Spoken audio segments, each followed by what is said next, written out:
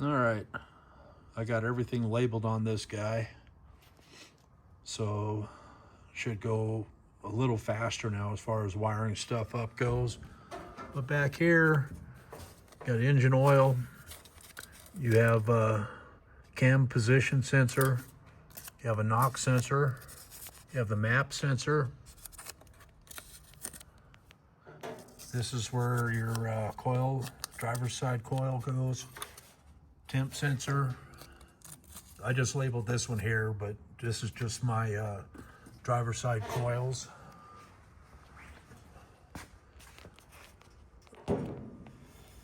Throttle position sensor. It's like idle air.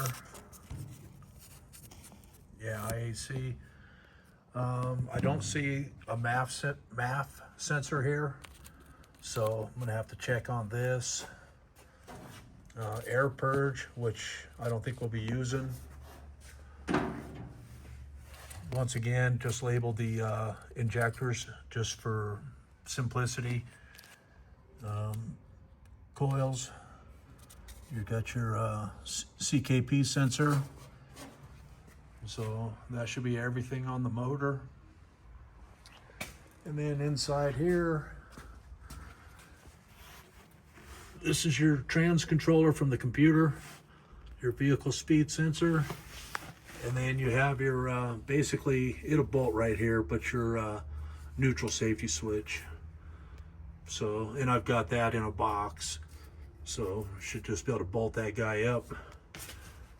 And then, I'll try to figure out this exhaust. Everything is tight, but kind of run it down. Out. And since I'm putting the brakes on this side, the underfloor type, I'm gonna have to try to figure out, kind of bring that exhaust down and then kind of over here, but not far enough to where, because this is where that neutral safety switch goes, so I don't need it close enough to where it's gonna burn this guy. But I'll show that in a different video as far as when I start bolting that up. And I gotta do something with that firewall. That firewall just looks like shit. So very thin as far as all the holes and stuff that have been drilled in that over the years. But yeah, these will be the coolant, tranny coolant lines. So they'll go from here up to the radiator. So you'll have an outlet and a return. And I think that covers it for today. And just for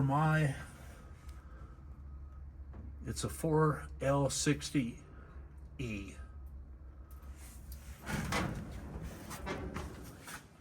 Cool. Later.